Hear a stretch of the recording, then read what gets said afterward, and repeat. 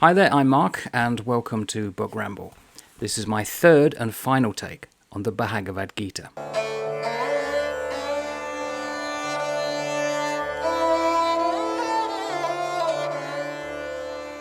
The part that I'm coming to, the final third, is really perhaps the most famous because of Robert Oppenheimer. What you're seeing now is the time in the 60s when he was interviewed. He looks down and he says, "I have become death, the destroyer of worlds." Now, I knew that it was in the 11th discord, and I actually read past it all the way to the end, and I thought, hang on, where's this "I have become death" as I thought it was, as I kind of remembered it from last time? And I had to look, and of course it's 1132. In this version, the Blessed One, that is Krishna, who has shown Arjuna his real self, he doesn't say the destroyer of worlds. He says, "I am time that has aged. Who makes the world perish? I have come forth to destroy the worlds." Okay, a bit different, and it might have been because of the translation. Used to that. So what I did, I decided to look back on Google Scholar, Google Books for old versions. For instance, this one. It's the Bhagavad Gita, or The Message of the Master, by Yogi Ramacharaka, and it's 1907. And what it says is, "Thou seest me as time, fully matured and complete, the destroyer of mankind." This version, the Bhagavad Gita, the Book of Devotion, 6th edition, 1896. It says, "I am time matured, come hither for the destruction of these creatures." This one, 1913, the Srimad Bhagavad Gita, or the Blessed Lord's Song, by Swami Paramanyananda. "I am eternal, world-destroying time, manifested here for the destruction of these people." It turns out Oppenheimer misquoted. It's not death, it's time.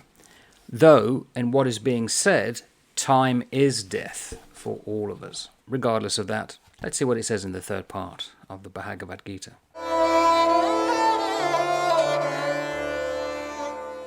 I start from the 7th discourse, and if you've not seen any of my videos before, or you're uncomfortable with murdering books, mass murderer I am. I've written down here, as soon as I read this is the Blessed One, this is Krishna, who's Vishnu. So, in the Hindu cosmology, you've got Brahman, God, of which there are two parts. There's Shiva, the destroyer, and Vishnu, the creator God. And Shiva isn't like evil. It's the idea that, think of a flower. The flower has to die, Shiva, for the earth to regenerate and then regrow the plant, Vishnu. There's this cycle of coming and going, death and rebirth. And of course, I'm not a Hindu. I'm not even religious. I believe in God, but I don't follow any one religion. But there's things in here that as soon as I read them, there's a similarity here to Christianity, and it's about 7 statements. So, in Christianity, in the Brit Hadishah, the New Testament, there's 7 statements that's made by Jesus in the Gospel of John. He says, "I am the bread of life. I am the light of the world. I am the door of the sheep. I am the good shepherd. I am the resurrection and the life. I am the way, the truth, and the life, and I am the true vine." 7 statements. Here, there's 7 I am statements as well. And it's made by Krishna. He said, "I am the taste in the waters. I am the fresh smell. I am the brilliance. I am the heated discipline. I am the insight of the insightful. I am the strength of the strong. I am that desire." Now, not the same, but it's the number 7. It's interesting that both world faiths have this concept of 7. The Godhead, because that's what Krishna is. Krishna is an avatar of God on earth. It is the manifestation of God in human form. And in fact, there's been a whole string of them, including Rama, Krishna, of course. Hinduism will even include the Buddha and Jesus in that line of God coming to earth as a human to pass on a message or to do something.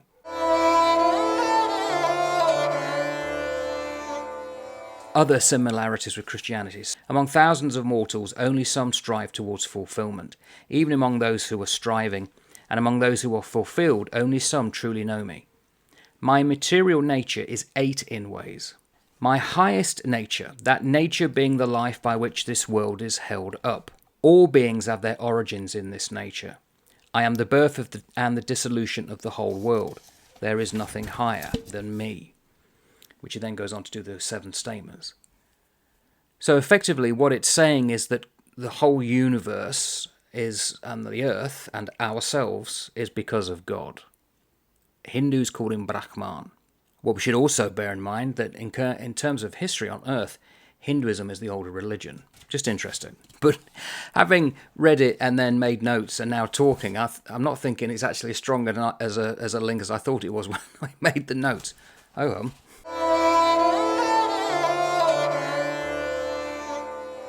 It's an interesting read because effectively it's now laying out the nature of God as far as is contained in the Bhagavad Gita, which itself is a part of a much larger work called the Mahabharata.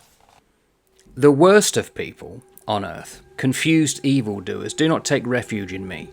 They are attached to the way of the demon. 4 kinds of people honour me. Those who are afflicted, they've got illnesses, they're dying, they turn to God. Those who want to know, interested in how this world came to be. It's the birth of science. And Hinduism has no problem with science. Those who have a goal, not sure how that translates from the Sanskrit, and those who have wisdom. I surely love the one who has wisdom, and that one also loves me.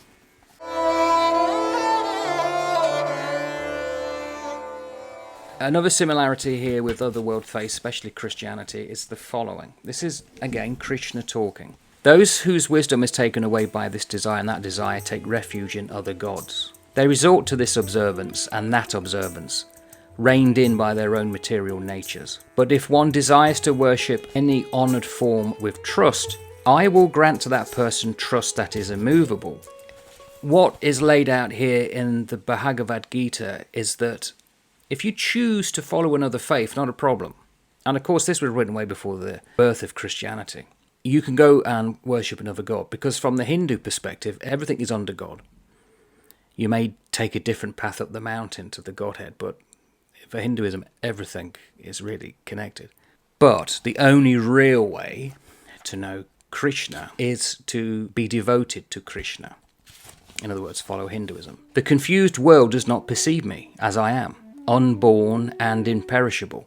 I know those beings who have crossed over, as well as those who exist and the ones yet to be, but no one knows me.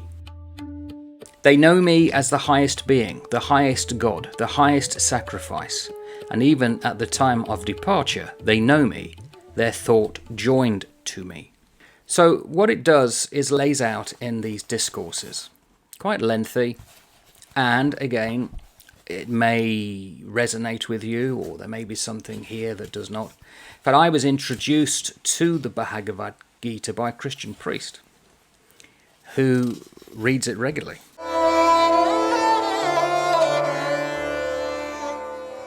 They say that we never see the same colour, if colour exists, because our eyes interpret the light waves differently, as does our brain.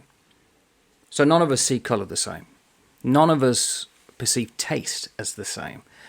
None of us think the same. What stands out for myself may not for somebody else, for yourself. You may read something here that hasn't stood out for me. I'm just going to go through a few things I think really stand out and make this a worthy read, even for an atheist. They come near to me, those great selves who have gone to the highest fulfillment, do not reach another birth, that impermanent place of sorrow.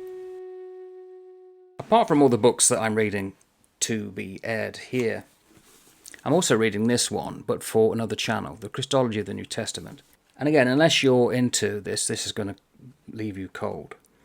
But there's a thing here in which the writer talks about Jesus, the suffering servant of God, and Jesus, the prophet, and whether or not it actually fits in with the New Testament. And what is talked about is the thing called the Ebed Yahweh, which is the prophet of God. Not a prophet, the prophet, which for early Christians was Jesus. But the idea of that soon died off, probably by the 3rd century. But the idea came from Judaism that the prophet is sent by God and manifests in various guises and men, all the way through the Bible and all the prophets, from Moses to Isaiah, Elijah, Jeremiah. It's the same soul reincarnated. And the writer here even uses that word, reincarnated, which for modern Christians is shunned. It says here, it is the idea that since all prophets have proclaimed basically the same divine truth, the same prophet was successfully, I'll say that again properly, was successively incarnated in different men. Thus the idea arose that actually the same prophet always appeared and that each time he merely took a different form. That's reincarnation, which he uses later. The early Christians did. This writing is from the 1950s, 60s. It was then. And of course, Hindus would say, yeah, that's correct. Reincarnation is a large part of this. And because of the reincarnation, it's one of the reasons the Bhagavad Gita is all about doing your duty. And as a Kshatriya warrior, Arjuna, the prince, should fight. Shouldn't worry about dying, because it's all part of the process of the destroying of time. Time the destroyer. Not, I have become death, I am time, I destroy. All these men here. It's part of the whole unfolding of existence. And the whole book is to explain to Arjuna that's why he should fight even though he's going to die. Because he's going to die eventually anyway.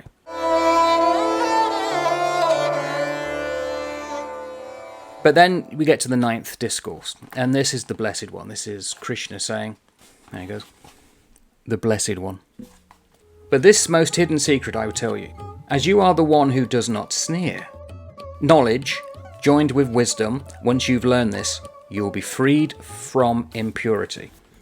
It then goes on to talking about promoting of Dharma, do your sacred duty. People who do not have trust in this Dharma have not reached me. They are born again in the way of death and rebirth. We are successfully or successively reborn, reincarnated, but the idea is to achieve moksha, liberation. It's not to do that anymore. And once you get into Dharma, your full duty, once that's done and you've learnt those lessons, you are not reincarnated. Interesting. Krishna says, when I dwell in human form, the confused ones have contempt for me, not knowing my highest nature as the great Lord of beings. Those thoughtless ones whose hopes, actions and wisdom are all in vain, abide in a fiendish, demonic and deluded nature. I am the father of the world, its mother, its arranger and its grandfather. I am what is to be known, the purifier, the sound Om, the Rig, the Sama and the Yajurveda. So what it's saying is what God is for Hindus. And it's basically the unfolding of our Dharma, our sacred duty, and the universe. And if you do what you're supposed to do, you will surely be freed from the bonds of action and its fruits, the pure and the impure. With yourself free, joined to the yoga of renunciation, you will come to me. I'm tempted to explain yoga, but I think I did that in the second episode. It's not what most people think it is now. It's not getting a fit bod. Neither the great throngs of gods nor the great sages know my origin. In all ways, I am truly the beginning of the gods and the sages.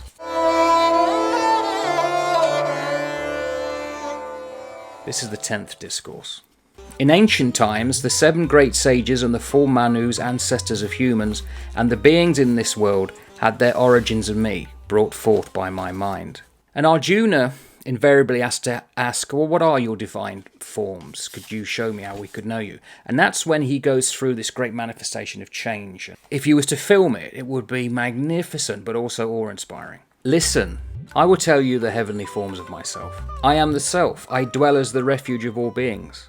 And then he gives a list of names that other peoples, other nations give him, such as Indra. I am the sun shining. I am Vishnu. I am the stars of the zodiac. I am Shankara. I am Vitesha. I am fire. I am the fig tree.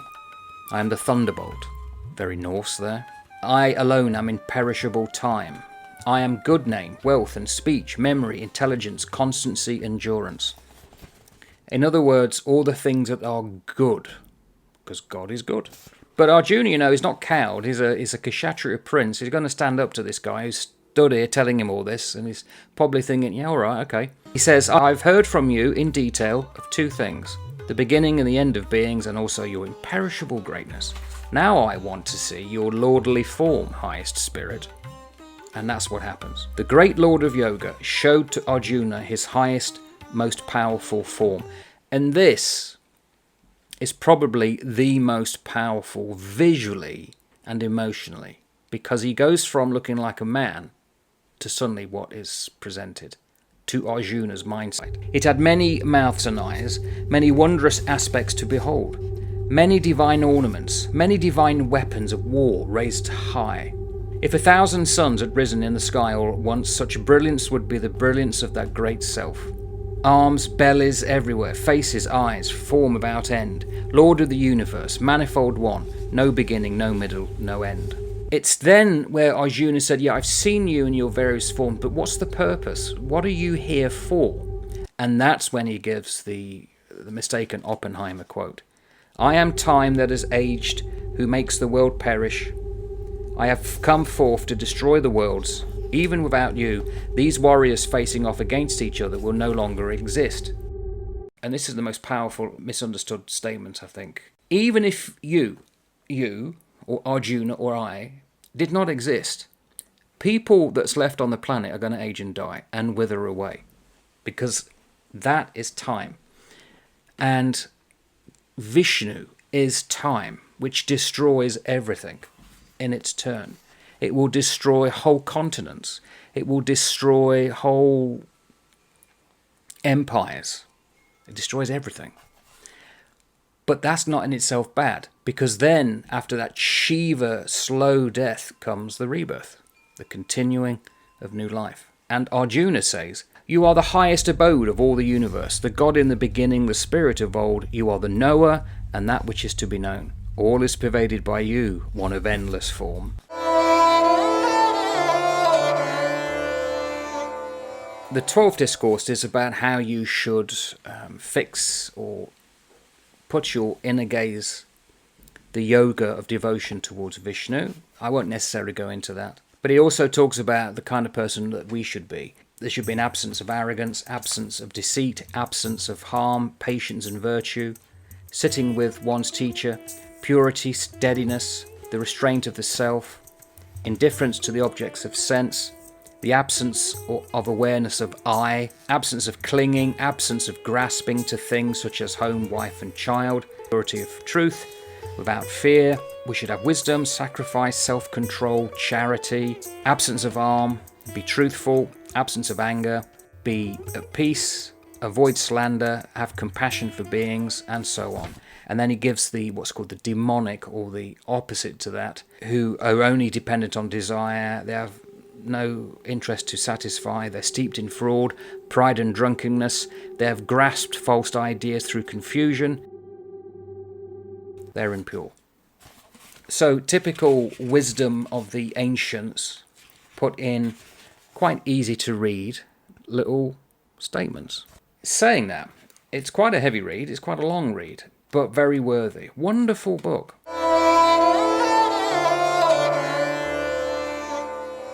So we've gone from being told we must do our sacred duty. We have looked at what we should do in life and to release ourselves here. And finally, what God, Brahman, Shiva, Vishnu, Krishna is. As it said on the back of this book, an early poem that recounts the conversation between Arjuna the warrior and his charioteer Krishna, a manifestation of God. The Gita has served for centuries as an everyday practical guide to living well. And the wind and the chimes agree.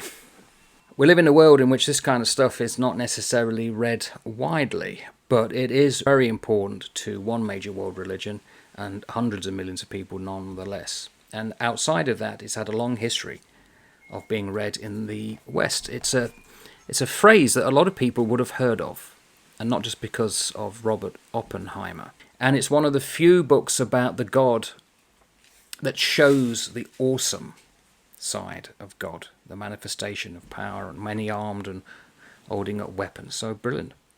Really worth reading, and I would recommend it. So there you go, the Bhagavad Gita. Ta-ta for now.